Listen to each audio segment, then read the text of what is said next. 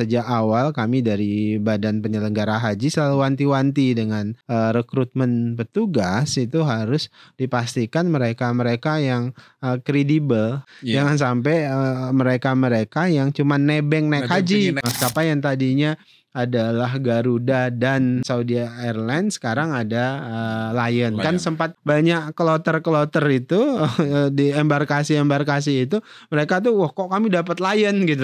Makanya kami minta teman-teman di Kementerian Agama untuk menjelaskan. Saudi Arabia memutuskan membuat kebijakan memban semua visa kecuali visa haji. Artinya tidak ada visa umroh menjelang haji nih. Yang jelas komitmen kami di Badan Penyelenggara Haji itu dan itu juga perintah Presiden. Presiden ketika kami lapor Pak kartel haji itu begini. Pak Presiden itu bilang sudah dibabat saja gitu. Jadi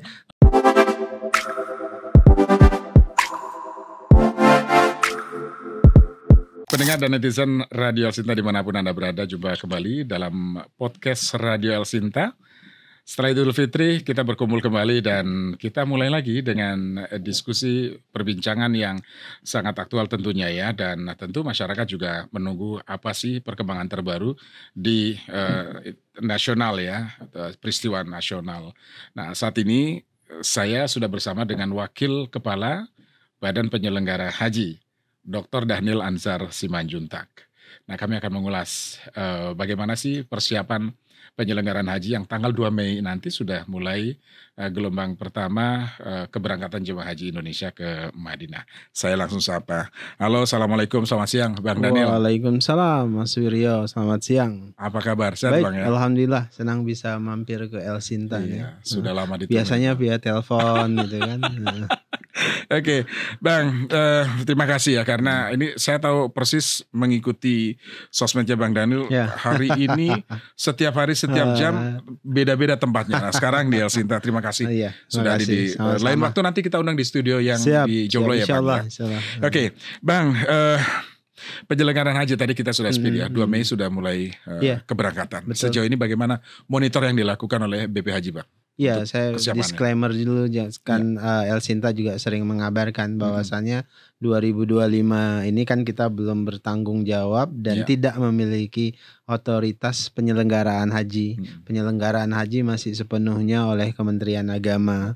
Nah, oleh sebab itu kami banyak lebih fokus pada tugas-tugas asistensi dan tugas-tugas pengawasan. Nah tentu idealnya memang proses asistensi itu artinya kami sudah dilibatkan dalam proses penyelenggaraan haji dari A sampai dengan Z, kira-kira dari persiapan keberangkatan sampai dengan kepulangan nanti. Nah proses itu kita pantau terus-menerus. Nah pada saat ini persiapan alhamdulillah bisa berjalan lancar. Tentu ada banyak tantangan yang akan mungkin kita hadapi nanti dan beberapa hari yang lalu Pak Kepala Badan juga sedang bertugas di Saudi Arabia untuk memantau persiapan akhir. Nanti saya tanggal 19 juga akan berangkat ke Saudi Arabia untuk mengecek proses persiapan akhir sebelum keberangkatan mulai tanggal 2 Mei. Dan memang yang sedang kami selalu antisipasi itu tentang persiapan di Ar-Musna ya. Yang selalu kan yang jadi masalah salah satunya itu. Betul. Jadi makanya kita siapkan skema-skema yang bisa nanti memberikan ruang yang lebih efektif untuk pelayanan haji di Ar-Musna di puncak haji nanti Ar-Musna itu kan kalau jamaah atau pendengar sering menggunakan istilah Ar-Musna itu ada Arafah, Musdalifah dan Mina. Nah selain itu juga yang menjadi atensi kita tentu adalah catering. Jadi karena catering ini seringkali jadi masalah kan di setiap penyelenggaraan haji dan ini kami juga langsung melakukan pengawasan, asistensi. Sisi lain juga yang jadi titik krusial itu tentu adalah proses pemberangkatan nanti, yaitu penerbangan, jadwal penerbangan dan sebagainya. Tahun lalu misalnya beberapa hal yang menyebabkan dalam tanda kutip kekacauan itu adalah memang jadwal penerbangan, keterlambatan dan sebagainya. Nah itu harus juga menjadi atensi kami nantinya. Dan selain tentu persiapan yang lain, kesehatan jamaah, istitoah itu juga, karena itu yang jadi notice dari pemerintahan Arab Saudi melalui Kementerian Haji dan Umroh terkait dengan istitoah jamaah haji kita. Oleh sebab itulah kemudian kami sudah berkoordinasi misalnya dengan Kementerian Kesehatan, kemudian Kementerian Agama untuk memastikan ini. Kemudian juga yang tidak kalah penting adalah petugas. Alhamdulillah kan petugas yang tadinya kita dikurangi jumlah petugasnya dari 4.000 sekian, dikurangi 50%-nya jadi 2.000-an sekian. Nah hari ini ditambah kembali, jadi ya totalnya bisa kembali seperti awal 4.000-an. Jadi petugas haji insya Allah nanti bisa 4.000-an, dan itu akan sangat cukup membantu kita, karena tadi para jamaah haji kita ini kan banyak yang lansia, artinya sebagian besar dari mereka belum mandiri, bahkan seringkali bagi jamaah haji itu ini adalah kali pertama mereka terbang naik pesawat. Bisa jadi ini adalah kali pertama juga mereka keluar negeri. Jadi semuanya kali pertama. Oleh sebab itu kan manasik itu tidak hanya terkait dengan syariatnya, syariat hajinya, tapi hal-hal teknis lainnya, mulai dari bagaimana di atas pesawat, apa yang harus dilakukan, apa yang dibutuhkan dan sebagainya. Kira-kira begitu. Ya, ini memang menarik sekali kalau mendekati hari ya. Karena banyak aspek-aspek teknis, misalnya tadi ternyata banyak jemaah kita jangan naik pesawat ya Bang Nail, keluar kota aja belum tentu karena jarak yang begitu jauh. Misalnya orang Tegal misalnya. Saya misalnya di kamu. Ya memang faktanya begitu. Betul. Faktanya begitu. Jadi ini yang harus dipastikan oleh pemerintah selaku penyelenggara agar mereka merasa nyaman, merasa aman, merasa tenang dalam melaksanakan ibadah. Nah disitulah peran petugas. Jadi petugas haji itu tidak hanya sebagai pembimbing syariat, kan ada yang nanti pembimbing agamanya, tapi juga ada petugas-petugas teknis, asistensi dari mereka sangat dibutuhkan, bahkan bisa jadi penuntun jalan lah sebagainya. Jadi memang kerja petugas ini 24 jam, bisa nggak tidur itu ketika apalagi di puncak hajinya, di Armusnanya itu. Nah disitulah seringkali kita mengalami mengalami dalam tanda kutip saya nyebutnya kekacauan, keberantakan dan sebagainya. Nah oleh sebab itulah kemudian sejak awal kami dari Badan Penyelenggara Haji selalu wanti-wanti dengan Dirjen Penyelenggara Haji dan Umroh Kemenak agar kemudian rekrutmen petugas itu harus dipastikan mereka-mereka yang kredibel, mereka-mereka yang punya panggilan untuk menjadi petugas. Jangan sampai mereka-mereka yang cuma nebeng naik haji gitu itu yang terjadi karena ngantri haji ini lama sekali, kemudian cari yang yang jalur cepat menjadi petugas. Bahkan ada loh kasus misalnya temuan pansus yang lalu, petugas dia bayar. Iya, ada petugas yang bayar, dia sesungguhnya dia mau naik haji tapi menggunakan jalur petugas. Nah itu yang berbahaya menurut saya. Kalau kemudian petugas saja kemudian kita tidak amanah, nggak punya integritas, nah ini jadi masalah. Makanya kemudian apalagi ada tambahan 2.000 pada saat ini sesuai dengan seperti yang lalu, ya kita harus pastikan petugas-petugas kita ini amanah, punya integritas, kemudian ya punya panggilan ingin melayani. Jadi kuncinya selalu saya sampaikan ketika briefing atau membuka pelatihan petugas, saya sampai selalu sebutkan jangan sampai Bapak Ibu ini jadi petugas cuma mau nebeng naik haji. Nah itu yang dan itu niatnya sudah pasti nggak baik. Kenapa? Kalaupun Anda nebeng naik haji, pasti haji Anda bisa nggak sah. Kenapa? Karena Anda di tempat yang salah. Karena Anda jadi petugas bukan mau naik haji sebenarnya. Anda jadi petugas itu ingin melayani jamaah haji. Kalau kemudian ada pahala naik haji, itu adalah kompensasi, ada bonus dari tugas-tugas Anda menyelenggarakan membantu atau mengasistensi jamaah. Jadi niatnya harus diluruskan. Saya selalu mengingatkan seperti itu. Ya, yang berbeda dari tahun ini kan ada maskapai nasional juga yang akhirnya masuk ya Bang Daniel ya. Ini diharapkan juga bisa membantu karena proses kemarin itu kan begitu sangat lambat, ada terlambat dan lain sebagainya. Nah, apakah ini sudah disampaikan juga Bang Daniel, BP Haji mewanti-wanti supaya ini juga bisa dimaksimalkan untuk kelancaran transportasi udaranya? Yang berbeda bukan hanya maskapai yang bertambah. Sebenarnya juga syarikah juga bertambah. Tadinya cuma 1, sekarang jumlah syarikah yang melayani jemaah itu ada 8. Artinya ada tantangan di situ. Tantangannya apa? Tantangannya adalah kami melihat dan kami juga wanti-wanti Kementerian Agama, hati-hati. Ini kan ada dalam tanda kutip ada bisnis di dalamnya.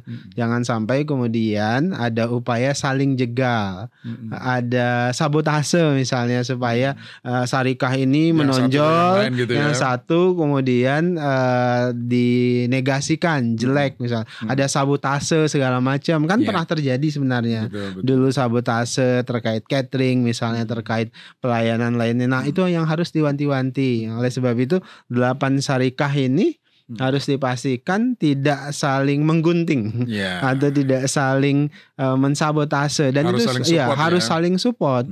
Kenapa? Karena pasti ada upaya-upaya seperti itu karena kepentingan bisnis dan sebagainya. Nah itu ketertakutan sebutlah begitu. Kami bukan mau mencurigai atau berburuk sangka, tapi harus ada mitigasi sejak awal, karena kalau tidak bisa berdampak buruk untuk jamaah. Kemudian kedua tadi maskapai yang tadinya adalah Garuda dan Saudi Airlines sekarang ada Lion. Kan sempat muncul argumentasi Lion kan lebih jelek, lebih sering di delay di Indonesia itu segala macam gitu. Nah tentu kan kami juga wanti-wanti ke Kementerian Agama untuk memberikan catatan terhadap maskapai dalam hal ini Lion yang diragukan oleh jamaah. Bahkan banyak kloter itu di embarkasi itu mereka tuh wah kok kami dapat Lion gitu. Nah makanya kemudian kami minta teman-teman di Kementerian Agama untuk menjelaskan.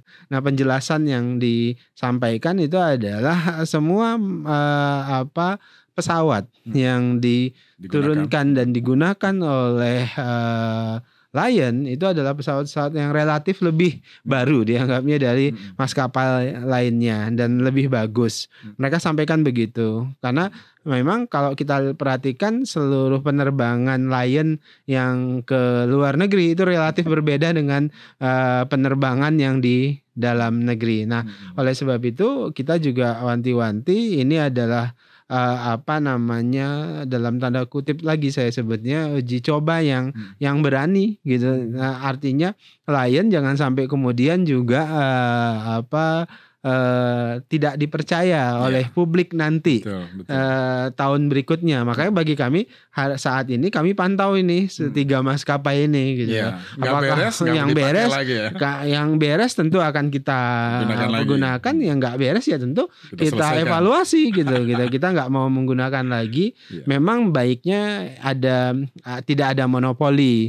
Kita buka semakin banyak semakin baik supaya kemudian ada adalah perlombaan atau kompetisi pelayanan yang terbaik. Namun di sisi lain negatifnya itu adalah kalau kemudian tidak ada kesadaran kolektif bahwasannya kita melayani bareng-bareng. Yang terjadi kalau begitu nanti bisa saling menegasikan. Itu yang kami takutkan. Makanya kemudian kemarin Pak Kepala ini masih di Saudi Arabia, beliau juga bicara dengan 8 syarikah untuk kemudian saling bantu gitu. Jangan sampai kemudian kompetisi dalam konteks menegasikan. Nah, itu yang berbahaya bagi jamaah. Iya, yang jelas jamaah dirugikan kalau waktu yang lalu kan, misalnya dihambat distribusinya terhambat dan lain sebagainya digunting, itu kan jadi problem. Nah, yang kabar terbaru dari Saudi bagaimana dari Pak Kepala Badan? Iya, pertama memang kan jumlah tadi saya sebutkan jumlah petugas kita tidak dikurangi kira-kira kembali normal, ditambah lah dari rencana awal. Kemudian yang kedua yang menggembirakan juga adalah Saudi Arabia memutuskan membuat kebijakan memban semua visa. Artinya tidak menerbitkan semua visa kecuali visa haji. Artinya tidak ada visa umroh menjelang haji nih. Jadi mulai tanggal 13 April sampai 13 itu tidak ada lagi penerbitan visa. Umroh, tidak ada visa ziarah, tidak ada visa-visa lainnya. Yang sudah umroh di Tanah Suci tanggal 29 April harus sudah kembali ke negaranya masing-masing. Ada sekitar 11 negara ya kalau saya tidak keliru yang di ban penerbitan visanya. Nah, itu sesuai dengan keinginan kita Mas Wiryo, karena saya dan Pak Kepala Badan itu keliling misalnya ke Kementerian Imigrasi untuk bagaimana bicara tentang visa-visa ziarah, umroh menjelang haji itu supaya bisa dicegah. Tapi kan kalau dari dalam negeri kita nggak bisa. Kenapa? Karena yang mengeluarkan visanya itu adalah pemerintah Saudi. Ketika saya ketemu Wakil Menteri Haji dan Umroh Saudi Arabia, Dr. Fatah, saya juga bicara itu. Bagaimana kemudian visa-visa menjelang ibadah haji itu dicegah dulu. Kenapa? Karena itu pasti mengganggu dan merusak pelaksanaan haji. Kita punya 200.000 jamaah lebih dan tempatnya terbatas di Haram Musna itu, terutama di Mina. Tiba-tiba ada yang ilegal masuk dan segala macam. Bahkan saya Mas Wiryo di banyak kesempatan ceramah-ceramah di banyak kelompok masyarakat, baik itu di NU, Muhammadiyah, ketemu dengan pengurus PBNU, ketemu dengan pengurus Muhammadiyah, saya sampaikan haji-haji yang tidak sesuai prosedural itu ilegal. Ilegal itu artinya haram. Semua tokoh agama harus ingatin itu.